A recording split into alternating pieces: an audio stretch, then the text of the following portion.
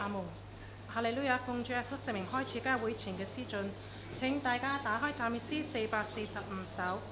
Hallelujah, in the name of Lord Jesus, we begin today's hymnal. Let's all first sing hymn 445. 讚美詩445 hymn 445。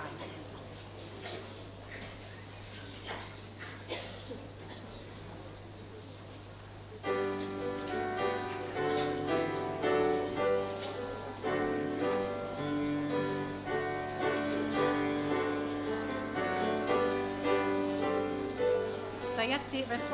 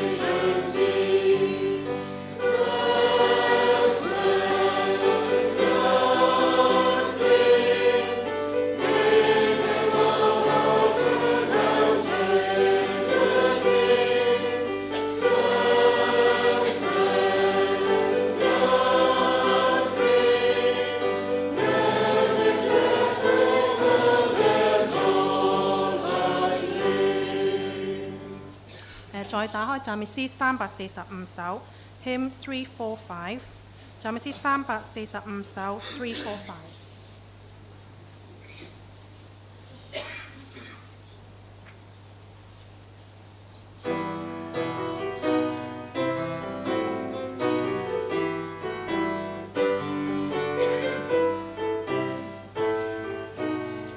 第一節。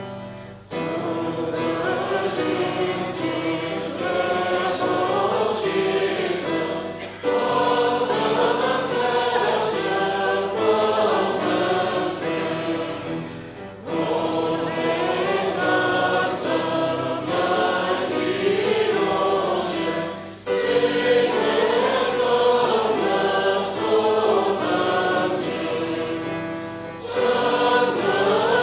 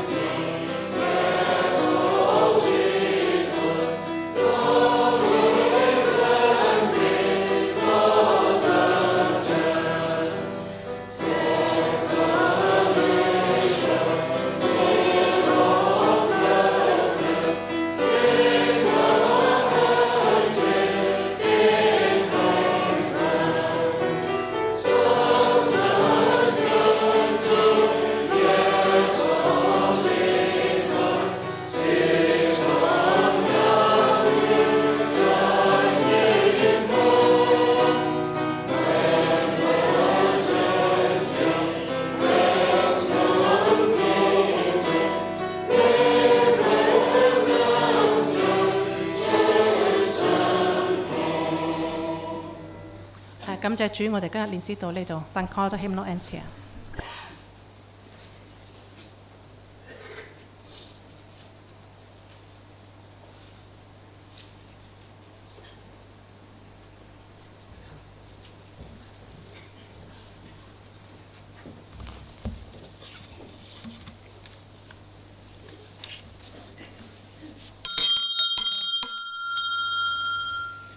請大家低頭默禱。Let's bow our heads in silent prayer.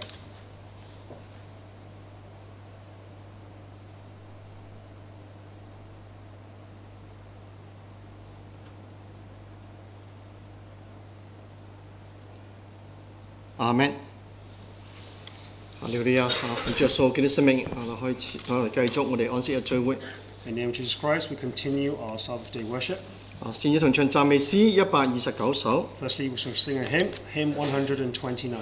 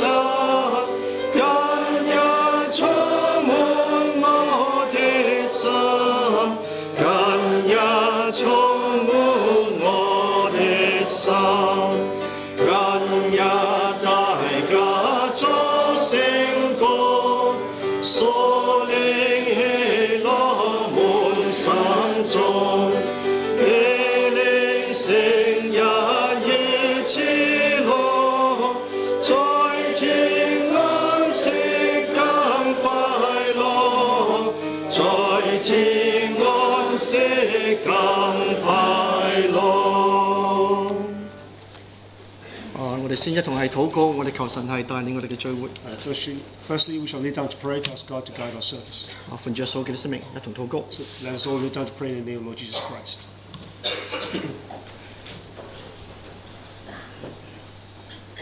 奉主耶穌基督生命禱告。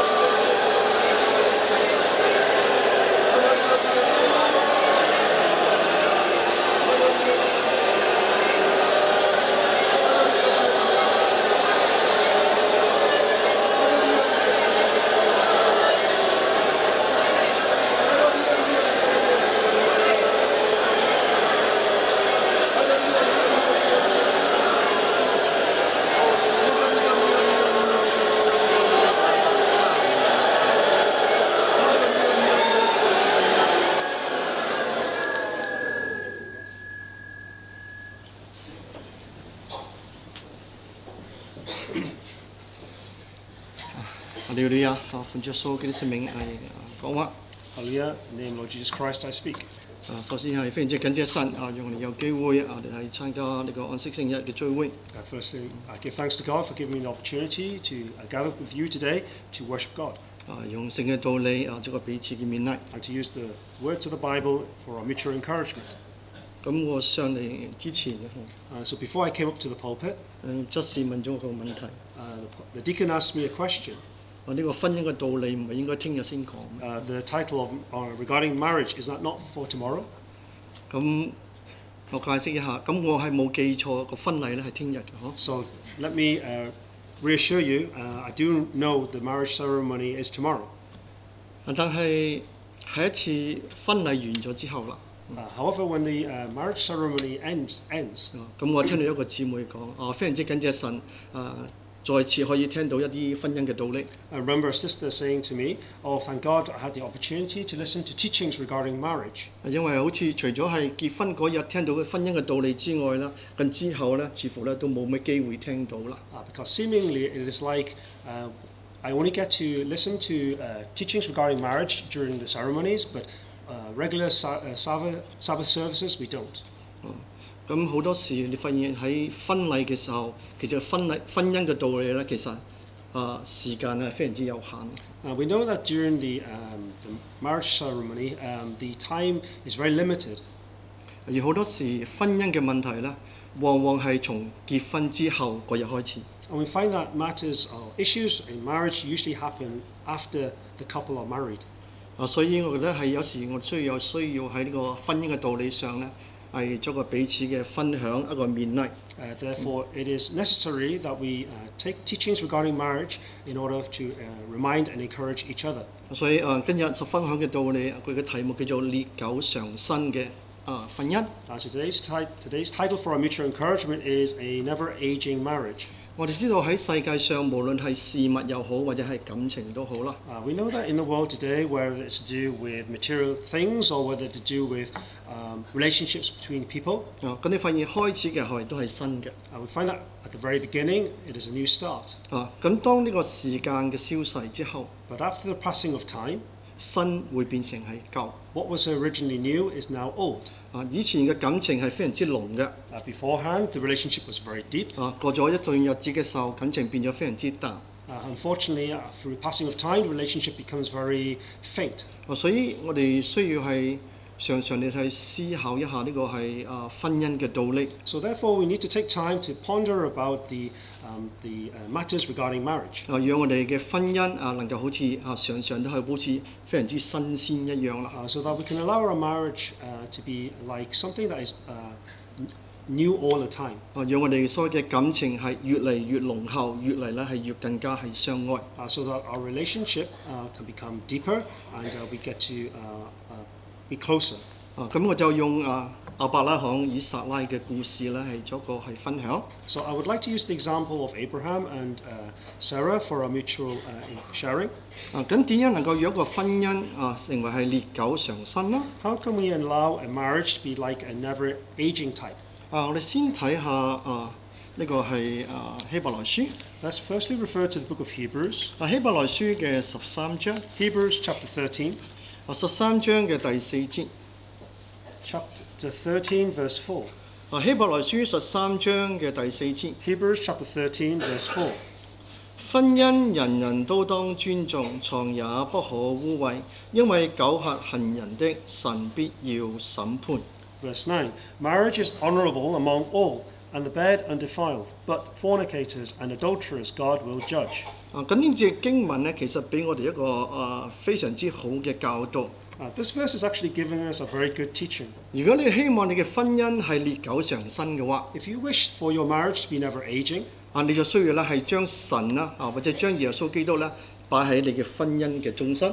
then you must place God, that is Jesus Christ, in the middle of your the focal point of your marriage. 係咩意思咧？ And what does this mean? 無論你要進入婚姻又好， That is whether you are to enter into marriage, 或者係你要經營你嘅婚姻都好， or you are to maintain your marriage. 你需要咧以神嘅道理咧為中心。You must use the teachings of God as the focal point. 你需要係照住神嘅吩咐咧嚟到去經營，嚟到去做啦。That is, you must live your marriage, maintain your marriage according to God's teachings. 你先至能夠一個係歷久常新嘅一個婚姻。And then through doing this, your marriage will be a never-aging one. 如果唔係嘅話， If this is not the case, 咁你發現有啲事情會出現， then you find that issues will arise. 就話我哋會只係用自己嘅方法， That is, you will use your own ideas, 或者係用我哋自己嘅一啲嘅思想， use your own methods 嚟到去經營我哋嘅婚姻。 in order to try and maintain your marriage. 當你發現人嘅所謂嘅智慧咧，其實係非常之有限啊。But we all know that the wisdom of man is very limited. 雖然世上有好多所謂講婚姻之道一啲嘅書， Although we know in the world there are many literature regarding marriage, 佢哋咧係會教導我哋點樣嚟係保持我哋嘅婚姻，或者點樣過一個美滿嘅婚姻。they will tell us how to live a happy marriage or how to protect your marriage. 但係你發現咧好多呢啲寫書嘅人啊， But you find that many of these authors, 唔係未結婚嘅就已經係失婚嘅人。 either they are singletons or they are actually those who are no longer in marriage. 所以你發現其實呢啲人佢哋所講嘅並唔係一種係實質嘅教導，而係只不過係理想而已啦。So you find that the things that they are teaching are not things that are actually practical, but in fact they are a type of thinking or a concept, an ideal that they are trying to bring forward. 但係聖經裏邊講俾我哋知道，一個人點可以有一個美滿嘅婚姻？ But in fact the Bible tells us how a person is able to achieve a happy and beautiful 你 marriage. 就需要你係學習尊重呢個係神啦。 Firstly, you must learn how to respect God. 就話因為婚姻係神所設立嘅， Because marriage has been instituted by God. 而婚姻嘅所謂嘅建立，亦都神咧亦都俾我哋一啲嘅原則，需要我哋嚟去遵守。 And when God established marriage, He set before us a number of principles which all men need to uphold. 咁樣如果你係照住嚟到去做嘅話， And so therefore, if you walk according to these principles, 你一定係能夠係得到一個係幸福美滿嘅婚姻。 then you will definitely receive a joyful and blessed marriage. 喺個婚姻裏邊， And within the marriage, 呢個係就係神所設立嘅一個所謂嘅次序。 there is a procedure, a process by which God has established, an order which God has established. 我睇下哥林多前書， Let's refer to 1 Corinthians. 哥林多前書嘅11章， 1 Corinthians chapter 11. 哥林多前書嘅11章， 1 Corinthians chapter 11. 我哋睇第3節。 Let's refer to verse 3. 第3節， Verse 3. 我願意你們知道，基督是各人的頭，男人是女人的頭，神是基督的頭。 Verse 3. But I want you to know that the head of every man is Christ, the head of woman is man, and the head of Christ is God. 咁呢度講到咧，保羅係講到咧，其實喺我哋嘅婚姻裏邊咧，其實佢有一個次序。 Here Paul is actually telling us that in marriage there is an order. 我就話神係我哋人嘅頭啦。 That is, God is the head of man. 跟住咧，男人係女人嘅頭。 And then man is the head of woman. 咁你就話神喺最上邊。 To tell us that God is at the very top. 跟住咧，你係呢個男人。 Then there's the man. 跟住係呢個女人啦。 Then the woman. 只要你能夠識得你嘅保持呢個次序嘅話， If you know and you're willing to preserve this order, 人與人之間能維持一個好嘅關係，咁神與人之間咧同樣會維持一個好嘅關係。 if people are able to maintain a good relationship and are able to maintain a good relationship between man and God, 咁人之間嘅關係自然就會好啦。 then the relationship under the control of man will naturally be good. 如果我哋睇亞當夏娃嘅故事， If we look at the story of Adam and Eve, 當亞當見到夏娃嘅時候， when Adam saw Eve, 佢稱夏娃為佢骨中嘅骨、肉中嘅肉， he acknowledged Eve to be the flesh of my flesh, the bone of my bones. 非常之親密啦。 It's a very intimate thing. 但係當夏娃犯罪之後， But after Eve had committed sin, 你發現咧佢哋嘅關係咧彼此咧變得非常之疏離啊！ you find that the relationship was very distant. 甚至亞當話：呢個係你與我同居嘅一個女人。 And even to the point that Adam referred to Eve as this woman that who lives with me. 以前係非常之親密嘅，係一體嘅。 Originally, they were very close together. They were like one body. 但係而家咧係變成咧最親密嘅一個係陌生人。But but now has become what was originally someone very close to you is now a stranger. 點解會咁樣呢？ How is it that this has happened? 因為罪重日嘅緣故啦。 It is because the appearance of sin. 因為佢哋冇遵守神嘅話。 Because they did not keep the words of God. 如果照剛才我哋所想嘅11章嘅第3節呢個順次序嚟講， But if we refer back to 1 Corinthians chapter 11 verse 3 and this order that's been described. 當呢個係撒旦引嘅夏娃嚟食呢個禁果嘅時候， That is when Satan wanted to tempt Eve to eat this forbidden fruit. 咁照住呢度所講啦，咁因為男人係呢個女人嘅頭，咁夏娃好應該咧問下亞當，我哋可唔可以咁樣做？ So if we look at this order, which is saying that man is the head of woman, when Eve was tempted, Eve should have spoken to Adam and sought his agreement before eating the fruit. 好，如果真係佢問亞當嘅話， And if Eve was truly to ask Adam first, 咁亞當應該係嚟到係順服神嘅教導，唔可以食呢個係分別善惡上嘅果子啦。 and then Adam should have submitted to the teachings of God. That is, he must not eat this fruit of good and evil. 咁事情就唔會發生啦。 And as a result, this consequences would not have 但係問題係 happened. 你發現呢兩個夏娃以及亞當都係冇順住呢個所謂次序嚟到去順服呢個次序啦。But we know that Adam and Eve did not submit to this order. 夏娃冇問呢個亞當。 Eve did not ask and inquire of Adam. 當夏娃要俾呢個禁果呢個亞當食嘅時候， And in fact, when Eve was to present Adam this forbidden fruit to eat, 佢想都冇想啊， Adam didn't even think about it. 就將就食咗個禁果啦。 In fact, he just took a bite of the forbidden fruit. 從此之後，佢哋同神嘅關係就變成係疏離啦， And then from that point onwards, their relationship with God became very distant 因為罪嘅緣故。 because of sin. 罪將佢哋嘅關係係將佢同神同埋人嚟到係隔絕。 Because of sin, this created a gap between man and God. 咁你發現佢哋夫妻嘅關係亦都因此而係被破壞。 We find that the relationship between husband and wife was also destroyed. 因為亦都係罪嘅緣故啦。 And again, because of sin. 所以今日你發現其實好多婚姻嘅問題 So today when we look at issues in marriage, 係因為喺呢個婚姻當中有人唔識得遵守神嘅道理。 we find that it's because within the marriage there is someone who does not know how to keep the teachings of God. 以至咧係破壞彼此之間嘅感情， And as a result, the relationship between the couple has been spoiled. 亦都係破壞咗我哋人同神嗰種嘅關係。 And not only that, but also the relationship between man and God has been spoiled. 所以如果今日你要希望你嘅感情係越嚟越好嘅， So therefore today, if you wish for your relationship with your spouse to be good, 最基本嘅你需要遵守喺啲婚姻裏邊，每一個人都需要你係遵守神嘅道理。 at the minimum, both partners within the marriage must know how to keep the teachings of God. 就係將神擺喺我哋婚姻嘅當中。 That is to place God as the focal point of our marriage. 咁另外另一個事情， And there is another thing. 就話如果你要你嘅婚姻係歷久常新， If you wish for your marriage to be never aging, 你需要咧學習嚟到去饒恕，學習你係彼此嚟到去接納。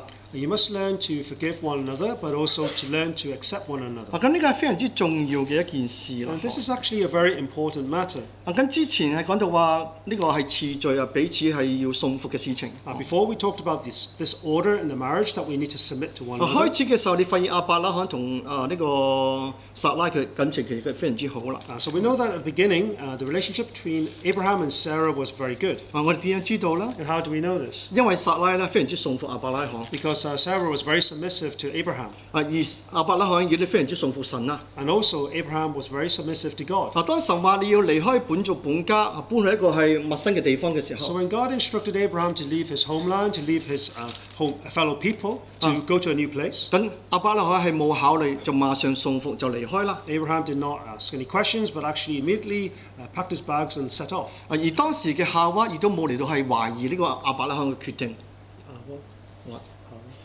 夏娃呢個撒拉啦 And also at the time, Sarah did not question the decision making of Abraham. 其實要從吾珥搬去呢個迦南咧，其實非常之重大嘅一個事情。 And in fact, to leave the land of Ur, to travel all the way to Canaan, it was not a simple matter.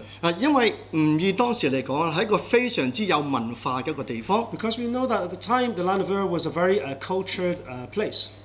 就好似我哋跟住所講嘅英國又好，或者係美國又好啦。So for example, developed countries like the UK or the US. 如果你要搬去呢個係迦南地嘅話 if you are to migrate to the land of Canaan, 咁呢個係同去呢個非洲差唔多。it's like him to travel, migrating to Africa. 或者係我哋所謂第三嘅國家差唔多啦。or a third world country.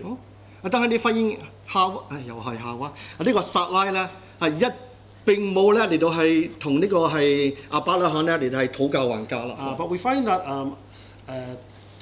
Sarah did not negotiate or discuss any further with Abraham regarding this. 佢真係聽亞伯拉罕咁樣講，佢就信服，就跟住亞伯拉罕咧離開呢個吾爾到呢個係迦南地。She did not bargain with him, but submitted to him and traveled along with him to leave the land of Ur. 因此你發現佢哋嘅關係係非常之和諧嘅。So you find that their relationship was very harmonious. 因為佢哋都識得係信服呢個神彼此嚟到係信服。Because they knew how to submit to one another and also to be submissive to God.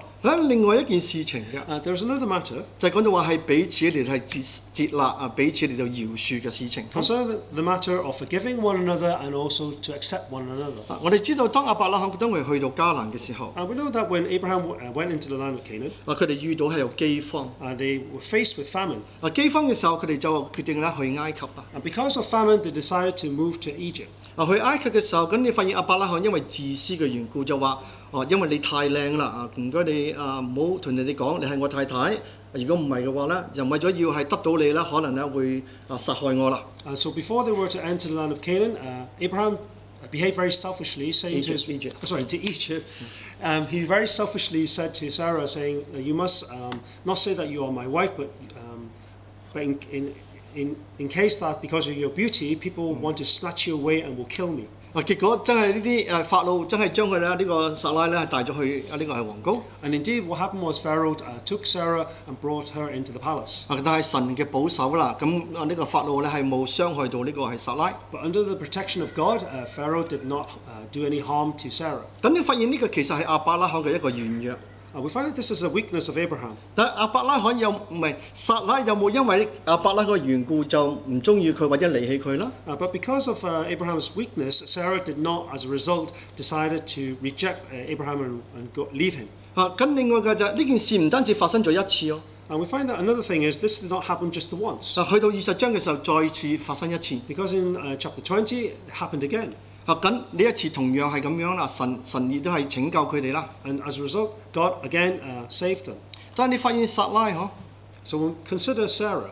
佢係冇因為以前嘅事情咧，就唔嚟係信服呢個亞伯拉罕啦。She did not consider what had happened in the past in order to not accept Abraham for who he is. 咁你發現其實我哋人咧，有時我哋記性非常之好。So as human beings, sometimes our memory is very good. 尤其是記嗰啲係唔好嘅嘢。Especially remembering the bad things. 咁所以喺韓國佢哋有一句説話啦。In Korea, they have the saying. 佢話：如果人對你好嘅話咧，你會將佢記住。If someone does a good thing to you, you will memorize it. 但係你嘅記憶咧，就好似將呢啲好事情咧寫喺呢個水裏邊一樣。But your memory is like writing these memories on water. 佢好快咧就唔記得㗎啦。And very quickly you forget it. 如果人對你唔好咧， But if someone ill treats you, 咁你就會將啲事情咧，好似刻喺一塊石頭裏邊一樣。then you write these things as though you are inscribing it on stone. 你永遠都唔會忘記啦。And it's something that you will never ever forget. 過咗係幾年之後， And after a few years, 當你要嘈嘅時候， when you're about to argue, 你會講：幾年之前你都為我曾經咁樣對我。can you remember many years ago you treated me in this way? 咁你發現撒拉並冇咁樣啊。But we find that Sarah did not behave in this way. 雖然亞伯拉罕有佢嘅軟弱， Although Abraham had his weaknesses, 我哋發現咧，撒拉係選擇嚟到係饒恕，選擇嚟到係接納佢嘅丈夫。we find that Sarah she chose to forgive her husband and also to accept him for who he was. 佢冇同亞伯拉罕講 She did not say to Abraham. 好多年前喺埃及已經發生咗一次啦。So many years ago in Egypt, this happened. 我差啲連命都冇。I nearly even lost my life. 你而家又嚟咁樣？ Now you're going to do this again? 你有冇搞錯？ Are you kidding? 你發現撒拉係一啲都冇啦。You find that Sarah did not behave in this 佢 way. 願意咧嚟到係順服， She was willing to submit 因 to 為 her 佢願 husband 意咧嚟到係饒恕呢個亞伯拉罕啦， because she was willing to forgive this Abraham, 嚟到係接納佢錯誤。 to accept what he had done wrong. 咁其實呢個係喺婚姻裏邊非常之重要嘅一件事。 So within marriage, this is actually a very important 我哋 point. 知道係神將我哋係擺埋一齊喺婚姻，我哋走喺主嘅路上，一齊走喺主嘅路上。 We know that in marriage, God has allowed these two people to be joined together to walk upon this path to the heavenly kingdom. 咁就好似彼得前書嘅第3章裏面所提到嘅。 It's like in 1 Peter chapter 3. 我哋睇彼得前書嘅第3章。 1 Peter chapter 3. 彼得前書嘅第3章， 1 Peter chapter 3. 我哋睇第7節。 Let's look at verse 7. 你們作丈夫的也要按情理和妻子同住，因他比你軟弱，以你一同承受生命之恩的，所以要敬重他，這樣便叫你們的禱告沒有阻礙。好，呢度係彼得講俾我哋知一個非常之好嘅道理啦。 Here, Elder Peter is telling us a very good teaching. 就話其實係婚姻啦，係神將我哋咧係擺埋一齊，我哋同走天國嘅道路。 That in marriage, God has allowed two people to be joined together to walk upon this path to heaven. 就係話承受生命之恩啊！ That is being heirs together for the grace of life. 咁當我哋一齊走嘅時候， So when we are journeying together, 咁你發現咧，難免咧有時可能佢嘅妻子會比較軟弱。 sometimes we cannot avoid the fact that maybe your wife is a little weaker, 或者有時係丈夫係比較軟弱， or maybe sometimes the husband is more weaker, 或者個對方唔願意走啊， or maybe one of the partners is unwilling to journey on, 或者係走下就跌倒啦。 or maybe whilst journeying they fall. 咁喺當時咁，你所謂佢嘅伴侶，你應該點樣做啦？ So at that moment in time, being the spouse, what will you do? 咁就當然要你將佢扶起嘛， Obviously, you need to lift them up 將住係帶住佢一齊走嘛。 and lead them to continue the journey. 因為呢個神將婚姻將我哋擺埋一齊嘅原因啦， And since marriage is the joining of two people by God, 就係為咗要係彼此能夠係得到呢個係幫助。 is that you are journeying together so that you actually can help one another. 咁你要彼此幫助嘅話， So if you are to help one 你 another, 要先要學習咧彼此嚟到係饒恕。 firstly you need to learn how to forgive one another. 就話你明知道佢有呢個軟弱， So you already know that your spouse has this weakness. 咁你唔係啦，一味嚟到係嫌棄佢，或者係嚟到係睇輕佢。 So because of the weakness, you shouldn't be complaining about them or despising them. 反而咧你要係更加係敬重佢哋啦。 But actually you are to give honor to them. 我就話你明白佢呢個係佢軟弱嘅地方， That is, you recognize and understand where the weaknesses are. 因為神安排我就係要我哋係幫助佢嘅。 But God has arranged for me to be here in order to help them. 咁我就願意啦嚟到係饒恕佢。 So therefore I'm willing to forgive them. 甚至咧係願意咧嚟係幫助佢， And also willing to help them. 願意一齊咧嚟走到呢個係天國為止啦。 So that you're able to continue the journey together until you reach heaven. 咁當然好多人都會咁樣講， Although there will be a lot of people who will say, 有時真係激到我真係唔嬲唔得啦嗬。 you have provoked me to the point that I just cannot avoid being angry. 但係聖經裏邊就咁講啦， But what does the Bible tells us? 唔係話你唔可以嬲啦。 It's not to say that you cannot be angry, 但係你嬲嘅時候， but when you are angry, 唔好行路到日落啦。 do not allow your anger to go down till sunset. 咁其實呢個係咩意思咧？ So what does that mean? 如果你話用呢個太陽落山嚟計嘅話， So if you are to look at how the sun rises and sets, 咁如果即係喺英國而家深夏嚟講， so if you consider UK time like in the summertime, 有時喺 Scotland 甚至係個太陽都唔會落山嘅，到夜晚11點仲係好光。 or even in Scotland sometimes even at 11 p.m. the sun hasn't fully set. 咁就係咪變咗話咁我可以嬲到晚上11點幾咧？ Does that mean I can be angry with my partner until about 11ish? 當然唔係啦， Obviously that's not what it means. 佢只係講俾我哋知道， But it's actually to tell us 你可以去嬲， you can be angry, 但瞓完覺之後，聽日起身就係新嘅一日啦。 but after you've gone to bed and you've fallen asleep and you've woken up, start a new day, that's it. 琴日嘅嘢就過咗去啦。 And what's happened yesterday, leave it in the past. 唔好攞翻嚟講。 Do not take it up again for reference. 其實我個人嘅經驗啦， So from my own personal experience, 如果你唔開心嘅話， if you are unhappy 或者你係有啲嬲嘅話， or you have a little bit of anger, 其實你瞓唔到嘅。 you really can't sleep. 所以我最後我得到一個秘訣， So I have a secret. 如果你要瞓一覺好覺， That is, if you want a good sleep. 其實我而家不嬲嚟講都非常之好瞓嘅。 I must tell you now, I'm sleeping really, really well. 係就話，如果你係瞓覺嘅時候，你仲係嬲嘅話， That is, when you are lying on your bed and you're about to sleep, but you're still a little bit angry, 其實你知道啦，你會瞓唔着嘅。 you will know that you will not be able to sleep very well. 咁你就咧嚟到係學習啦，係饒恕對方。 So therefore, you need to learn to forgive each other. 咁無論邊個啱都好啦， Doesn't matter who is right or wrong. 你要係第一個開口講對唔住唔好意思，頭先我咁樣同你嘈咯。But you must be the first one to take the initiative to say, I'm sorry, I shouldn't have said what I've said. 咁樣當你係講完之後咧， And after you've said it, 你嘅心好平靜嘅。 your heart will be very peaceful. 你唔會係想住之前所發生嘅事情。 You won't be thinking about what happened before. 跟住咧你就會非常之好瞓。 And then you'll have a good sleep. 好，可以試下啦 Maybe you can try this. 我哋睇第三點。 Let's look at the third point. 睇翻第二點先啦 Refer back to the second point. 就話彼此接納同埋原諒嘛。 That is to forgive one another and to accept one another. 頭先彼得話我哋係同受生命之恩嘅。Peter tells us before that together we are heirs for the grace of life. 就講到話啦，其實佢嘅軟弱亦都係我哋嘅軟弱啦。That is to say that 對方嘅軟弱 your 亦都係我哋。 partner's weakness is actually also yours. 好，咁就係你有責任咧嚟到係幫助佢，嚟到讓佢哋係改過。 So therefore, you have the responsibility to help them in order to allow them to overcome their weakness. 因為神為亞當揾一個伴侶嘅時候， So, because when God arranged a partner for Adam, 佢特別係咁樣講，佢係揾一個係適合嘅一個伴侶啦。God was to find one that was suitable for him, 嚟到係幫助佢啦。 so that he could have a good helper. 所以喺婚姻當中， So in the midst of marriage, 你發現咧，其實妻子又好，丈夫又好，我哋大家都有所謂自己軟弱嘅地方。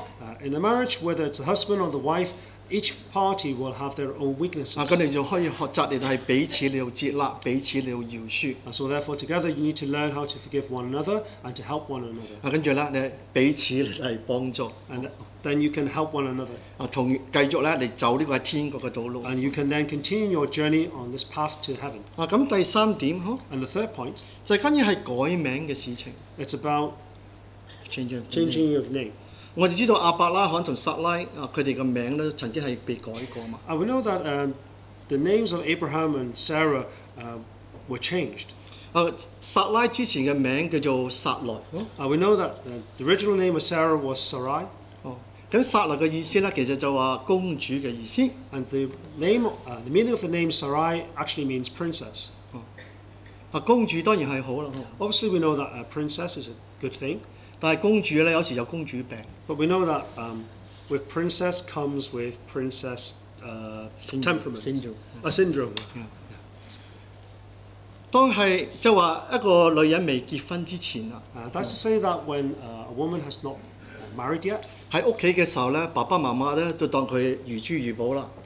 That when they're at home, the parents treat them like the most precious pearl, treasure. 咁佢哋係好好嚟到去照顧佢。And they will treat them very, very well. 所以佢當佢哋長大當中， And then while they are growing up, 佢哋發現咧，佢真係咧覺得自己好似一個公主咁樣，每一個人都錫佢，每一個人都係對佢非常之好。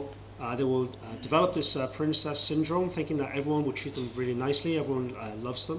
但係結咗婚之後咧， But after marriage, 公主再唔係就係公主咯。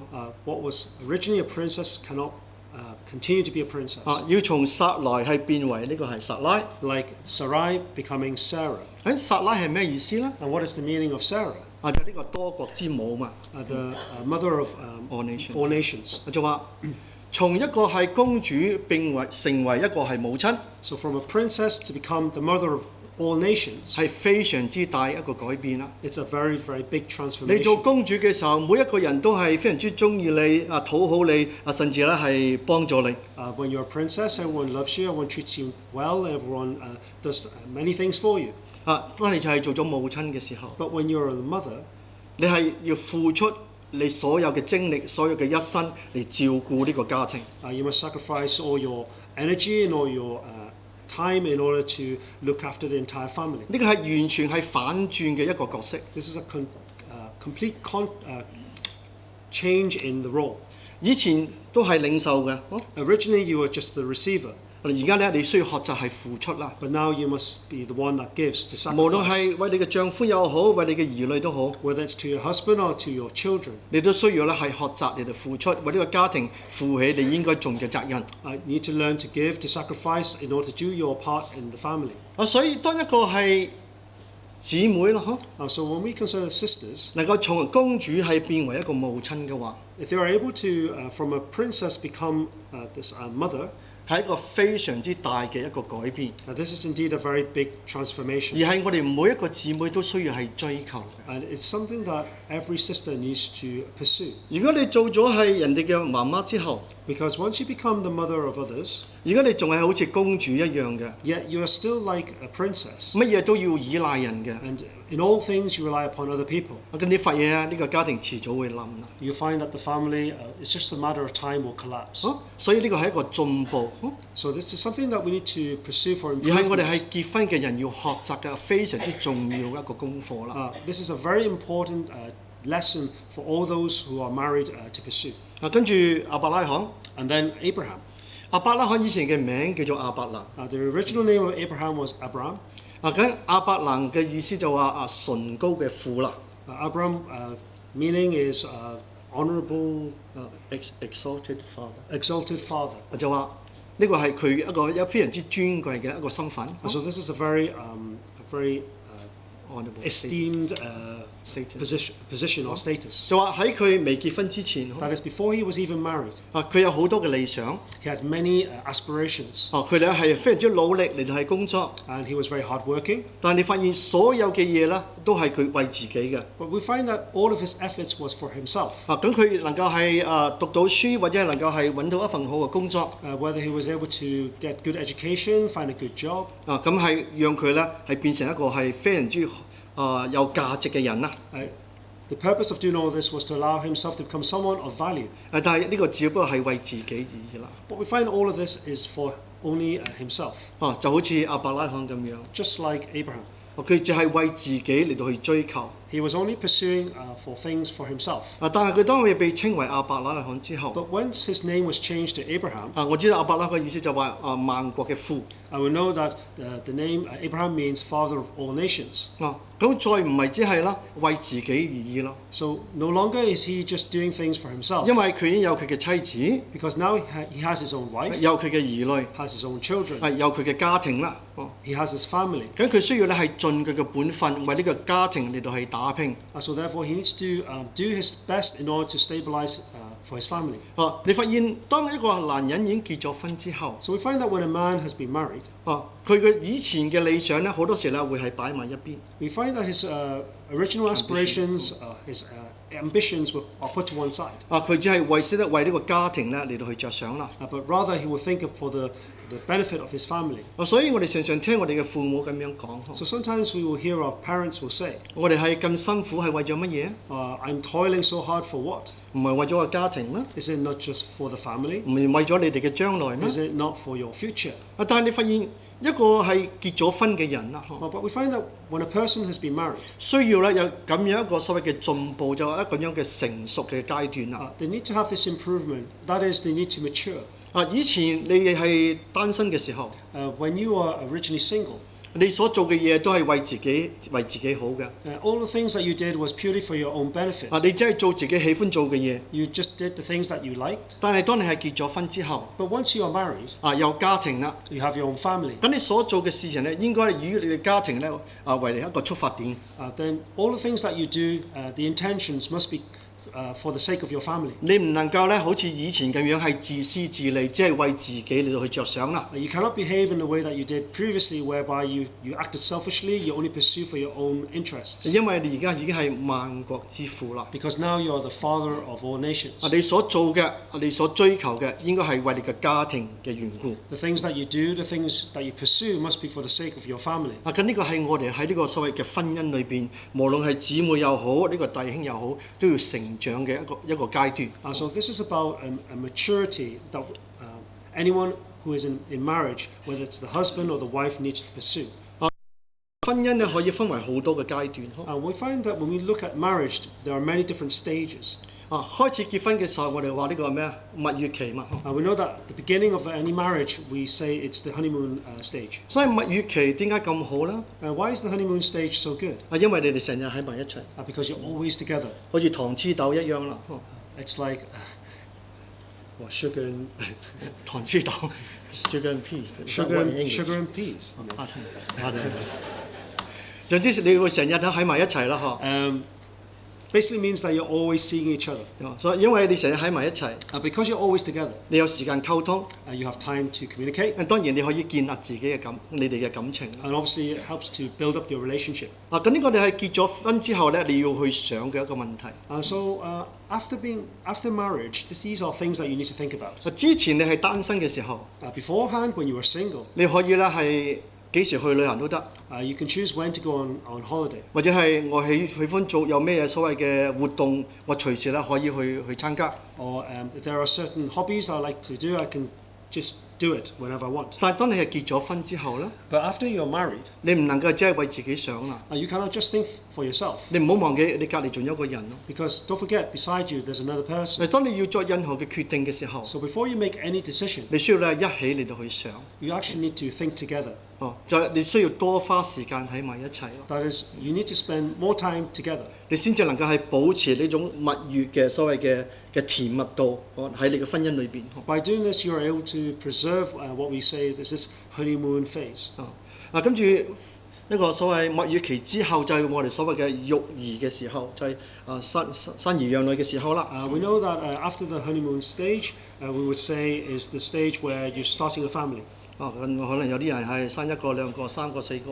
Some will have 1, 2, 3, 4. 無論你幾多個都好。But it doesn't matter how many. 其實你會發現一件事。But you will find that there's one thing. 當細路仔出世之後， That when children are born, 你會咧係變得非常之忙。you become very, very busy. 你所有做嘅事情都係圍繞住你嘅兒女去做嘅。And everything that you do will center around your children. 咁你發現當你兩個人嘅關係咧，就開始好似因為呢個細路仔嘅出現，好似冇時間喺埋一齊啦。And it seems seemingly that the husband and wife, because of the appearance of the child, do not have enough time for them to be together. 所以喺呢段嘅時候， So during this time, 當然係養妻活兒係一個非常之係忙碌嘅一件事情。we know that to look after your children is a very busy and very time-consuming thing. 但係唔好讓我哋兒女佔去我哋所謂彼此之間嗰種嘅時間。But we mustn't allow our children to steal the time that we should be able to have between husband and wife. 無論幾忙都好啦。No matter how busy you may be. 都需要咧係有時間喺埋一齊，彼此嚟溝通，彼此嚟建立我哋嘅繼續建立我哋嘅感情。You must set aside time in order to establish and to preserve your marriage. 讓我哋嘅感情咧係更加咧係能夠係升華，能更加係咁好啦。To allow your relationship to be deeper and even better. 過咗呢個係育兒嘅時期之後， And then after the phase of starting up a family. 到佢哋或者係讀完書啦，或者係甚至係結婚啦，嗰陣時咧，我哋已經係走到中年啦。And so when your children have either been married or they are working, you would say that you now entered into middle age. 如果喺呢段時候So during this time, 如果佢哋係真係讀完書啦，揾到一份嘢做，甚至啦能夠結婚，有自己嘅一個新嘅家庭。That your children finished their studies, found work, maybe even married or set up their own family. 咁你發現咧，你會膊頭咧會輕咗好多啦。You find that your shoulders will be a lot lighter. 你已經係冇嗰種嘅重擔。Because you don't have that burden you need to carry. 咁嗰時就人話，咁喺呢個時候應該做咩啦？ And then some people will ask, so during this time, what should you be doing? 到咗一個人中年嘅時候啦。So when a person enters into the middle age， 咁其實呢個好在乎咧，佢嘅子女咧是否真係能夠咧離開父母與妻子聯合啦。This really depends on whether the children really can leave the family home to set up a new family with their spouse. 如果佢哋真係唔需要你負擔嘅，唔需要成為你嘅生活裏邊嘅重擔。So if they are independent, they no longer are dependent upon you. 你可以咧係多花時間咧聖經裏邊所講嘅，以我哋所喜愛嘅人啦嚟到享受日光之下嘅勞碌。Then, as according to the Bible, then we can enjoy the fruits of our labor under the sun with our partner. 咁當然呢個好在乎，當然我哋嘅所謂嘅家庭嘅狀況。But obviously, this all completely depends upon the situation within our family. 其實當然，其實錢財其實呢個唔係一個重點啦。The main point is not around wealth. 就話當你嘅子女已經係長大，佢哋已經係成熟啦，有佢嘅家庭。But the point is when your children have grown up, they have even set up their own family. 如果係錢財係許可嘅話 And if wealth is not a problem. is not a problem. 你可以啦，我哋所謂再次咧，你係度蜜月啦， We can actually go on our honeymoons again. 再次係花啲時間喺埋一齊，我哋享受下人生。To spend time together, to enjoy life together. 咁中年之後，當然就係呢個係所謂老年嘅時期啦。And obviously, after middle age, you enter into the elderly age. 或者佢哋所講嘅呢個叫咩啊？空巢期啦 ，empty nester。Emptiness age. 就話呢個屋企已經係冇其他人啦，淨係你兩個啦， And that's say at home there's no other people apart from the two of you. 喺呢個時候咧，因為年紀已經係大。Because at that time, both of you have already reached a mature age. 而且咧，你發現咧身體嘅狀況咧越嚟越唔好啦。And you also find that the condition of your health is not as good as before. 咁喺呢個時候咧，其實你最需要咧係彼此係幫忙。And in fact, at that time, what you need to do is actually to help one another. 因為我哋身體開始出狀況嘅時候 Because when our health, we encounter health issues. 你需要咧有人嚟到去照顧你啦。What you need is someone by your side to help you. 咁呢個係好自然嘅事。And this is very natural. 所以我哋中國人有句説話 So therefore, in Chinese, we have a saying. 少年夫妻就係路來伴。When you're young, your spouse is your wife, but when you reach your old age, they are your companion。your companion. 咁無論身體上嘅軟弱又好，或者係生病又好，你需要揾一個人係照顧你，彼此照顧啦。So whether it's to do with how we're feeling or whether we're facing ill health, we need someone by our side to look after us. 咁另外嘅就話有啲係可能係心靈上嘅。We also know that some people may have psychological challenges. 或者係感情上嘅，佢哋覺得係非常之孤單。Or emotional issues, so that they feel very lonely.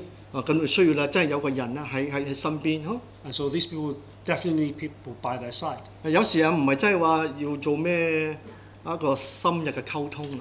It's not about having to have any sort of deep conversation. 有時有啲老人家就係希望有個人喺隔離聽佢講嘢。In fact, some of the elderly members, all they need is someone there to listen to them. 所以當咗呢個係仔女已經係長大啦，冇人喺身邊啦。但如果我哋仲有個老伴喺身邊嘅話， So when we reach our elderly age, there's no one else in the family, but we have another elderly partner by our side. 咁我哋咧係彼此可以係噓寒問暖啦。Then we can really indeed learn how to talk to each other, to hear each other. 跟住咧，你係彼此嚟到去關懷，彼此嚟到係幫助。And also we can care for one another and we can help one another. 呢個係婚姻裏邊嘅唔同嘅時期。So this is about the different stages within the marriage. 咁你發現咧，每一個時期都有我哋所學習嘅功課。And we find that in each of these stages there are different lessons for us to learn. 我哋需要追求嘅事情。The things that we need to pursue. 所以其實喺我哋婚姻裏邊係好唔簡單嘅一樣嘢。So when we talk about marriage, it's indeed not a very simple matter. 但係你需要啦，以神嘅話為呢一個原則。But we must take the words of God as the principle.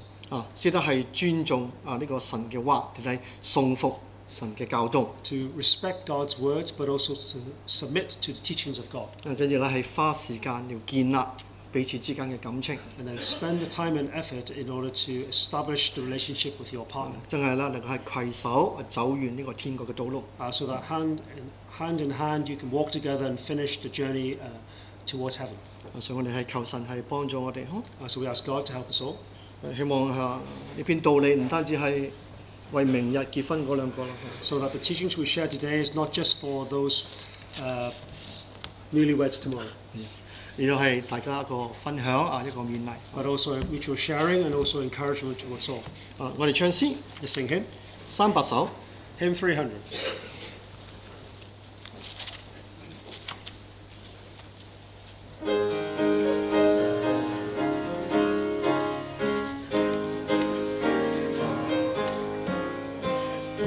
我們在至聖所裏，逐極份禮儀，所行都遵主旨意，合聖經真理，神所配合之良緣，從主旨意已成全，懇求天父大慈愛，賜福到後代。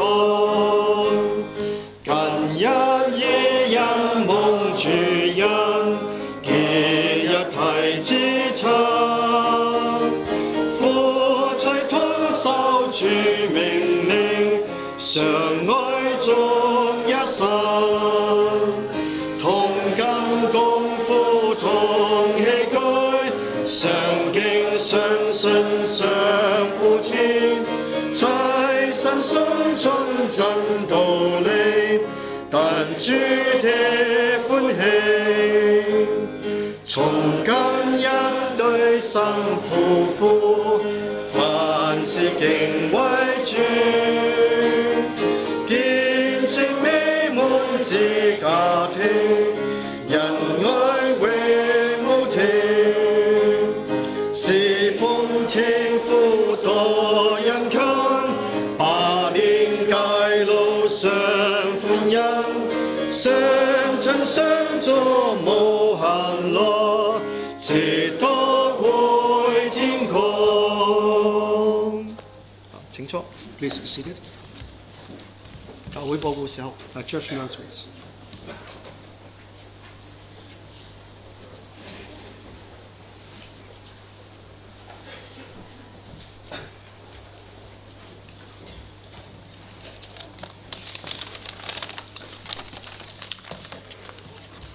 哈利亞各位弟兄姊妹，大家平安。 Hallelujah. Greetings to our brothers and sisters. 首先嚟到介紹一下。Firstly, introduction. 跟住今日嚟到參加聚會嘅人數係好多。Thank God, today we have many members in attendance for service. 咁喺呢次聚會咧，有好多從外地嚟到Newcastle咧參加呢個安息日聚會㗎。So today we have members from other churches who have joined us in Sabbath 咁 worship. 喺呢度非常之歡迎你哋現在請你哋站立同我哋見下面。A warm welcome to all the non-Newcastle members. Please could you stand up? 請起立。All the non-Newcastle members. 你哋好現在教會嘅事情報告。Church announcements. 明天星期日咧，教會舉開何貢森弟兄與蘭蓮姊妹嘅婚禮。The holy matrimony of Brother Sean Ho and Sister Lydia Nam will take place tomorrow at Newcastle Church. 咁嗰個時間咧就係早上11時㗎。The wedding ceremony will begin at 11 a.m. 咁喺呢度嚟到邀請各位弟兄姊妹啦，係能夠踴躍參加佢哋嘅婚禮，與佢哋分享呢個喜樂嘅日子。All brethren are warmly invited to attend and to share in this joyous occasion. 希望大家能夠踴躍參加。So we hope to see everyone here tomorrow. 再嚟一件事情就係宗教教育系嘅報告。Next announcement from the RE department. 呢個係有關全國嘅學生聯誼會嘅事情㗎。The announcement is concerning the National Student Spiritual Convocation. 已經呢件事情向大家弟兄姊妹報告過嘅，就係有關我哋Newcastle教會嘅消防條例嘅事情。This is a follow-up announcement because last week we informed the congregation regarding the prohibition notice that we are not allowed to have people sleep over. 咁呢個全國學生聯安會咧，經過一番嘅商量同埋決定咧，現在係分係3處嘅教會嚟到係舉開㗎。So the revised arrangements for NSSC is as follows. They will be held at 3 different churches. 咁係各位家長請留意一下。So please, can parents of NSSC students, please pay attention. 首先就係12歲至到13歲嘅就係 JYC， 就喺新打龍教會嚟到舉開㗎。The JYC class, which is students aged 12 and 13, will be held at Sunderland Church. 咁而14至到15歲咧就係 IYC 咧，就喺紐卡素教會舉開。IYC students aged 14 and 15, they will be at Newcastle Church. 16至到17歲咧就係 CYC， 就係澳路景教會舉開㗎。CYC students aged 16 and 17, they will be at Elgin Church. 咁嗰個聯恩會嘅日期咧就係7月嘅28號至到8月1號㗎。NSSC will be held from the 28th of July to the 1st of August. 咁如果喺新打龍教會參加嘅學生咧，就請嗰啲嘅家長咧自己揸車咧載子女嚟到係過去新打龍。然之後結束之後咧，就載埋自己嘅子女回家㗎。For JYC students, if parents are able, please arrange their own transport to and from Sunderland Church. That would be greatly appreciated. 呢個係勞煩各位家長嚟到合作。So we like the cooperation of the parents of the JYC students. 咁若果真係需要嚟到交通嚟到接送嘅話咧，請通知你哋班嘅老師。If you cannot do this, please let one of the RE coordinators know. 咁有間紐卡素教會目前就係唔批准嚟到住宿㗎。So currently Newcastle Church is prohibited from using the church premises for accommodation. 故此喺紐卡素教會上課嘅學生咧，佢哋上課咧就係教會啦，而住宿嘅時候咧，現在已經係安排好幾夥嘅弟兄姊妹嘅家庭咧嚟到安排呢啲學生住喺呢啲嘅家庭裡面㗎。So for the IYC students, they will have their lessons in Newcastle Church, but for their sleeping arrangements, we have already made arrangements with several Newcastle Church members to use their homes for the sleeping arrangements. 呢度又係安排嘅嗰啲係接送上課同埋係回家嘅時間。And also drivers have been organised to pick up and drop off IYC students. 咁喺呢度多謝能夠參與住宿嘅呢啲弟兄姊妹們。So on behalf of the church, I would like to thank the members who have offered their homes for accommodation purposes. 再嚟有一件事情咧，就係有關於聯恩會嘅事情㗎。Next announcement concerning the spiritual 我 convocation. 哋知道聯恩會係一件係大型聖工嘅事情㗎。We know that spiritual convocation is a large-scale 常 event. 常我哋發覺就係大型聖工嘅時候教會嗰啲嘅聖經讚美詩係唔夠用㗎。Often we run out of the church Bibles and hymn books. 咁其實教會嘅聖經讚美詩係供應俾嗰啲外嚟嘅弟兄姊妹啦、慕道朋友啦，又或者係一啲嘅長者㗎。Actually, the Bibles and hymn books that belong to the church, priority is given for visitors, truth-seeking friends, non-local members, and the elderly members. 所以咁喺聯恩會嘅期間咧，弟兄姊妹係盡量攜帶自己嘅聖經同埋讚美詩。We would like to remind all members to bring your own Bibles and hymn books to church. 亦都趁呢個機會就係鼓勵大家平常咧有呢個習慣嚟教會嘅時候帶自己嘅聖經讚美詩。To have this habit of bringing your own Bibles and hymn books to church for regular services. 再嚟就係有間呢個泊車嘅地點。And next announcement concerning car parking. 我哋知道聯恩會都係從星期日開始，同埋婚禮都常常喺星期日㗎。We know that the spiritual convocation will begin on Sunday, and also tomorrow's wedding will also be on a Sunday. 所以星期日嘅車位亦都係比較難揾㗎。We find that when these large-scale events take place, On Sundays, car parking is also a problem. 咁現在教會咧提供一個地點咧，就係呢個油站上面嗰個停車場咧，星期日咧係免費㗎。Reminder to all brethren, there's a car park behind the petrol station. It's called Stoddard House Car Park. Has free parking on Sundays. 而平常嗰個meter 嘅費用咧，亦都係平宜㗎。And also when you do have to pay on the other days, it is actually quite cheap. 所以明天咧，大家可以考慮將你嘅車牌嗰度係免費㗎。So you may consider using Stoddard House Car Park, particularly tomorrow, Sundays when there's a large-scale event taking place. 再嚟一件事情就係星期二咧，7月16號咧係會繼續有呢個查經嘅聚會㗎。Next announcement, please note that on Tuesday morning, the 16th of July, there will be morning Bible study. 我哋係繼續查考呢個約翰福音第3章㗎。Study the topic John chapter 3. 咁時間係早上10點鐘。Beginning at 10 a.m. Tuesday morning. 感謝主報告到呢度。Thank God that concludes today's announcements.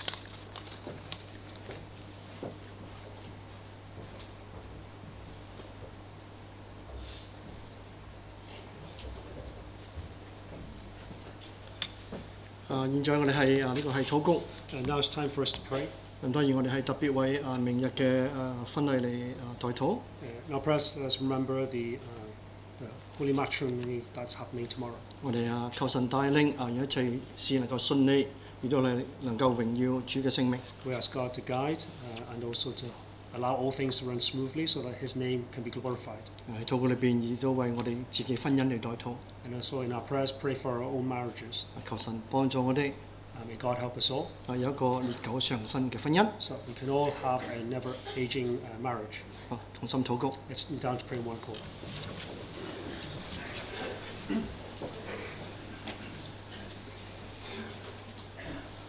奉主耶穌嘅聖名禱告。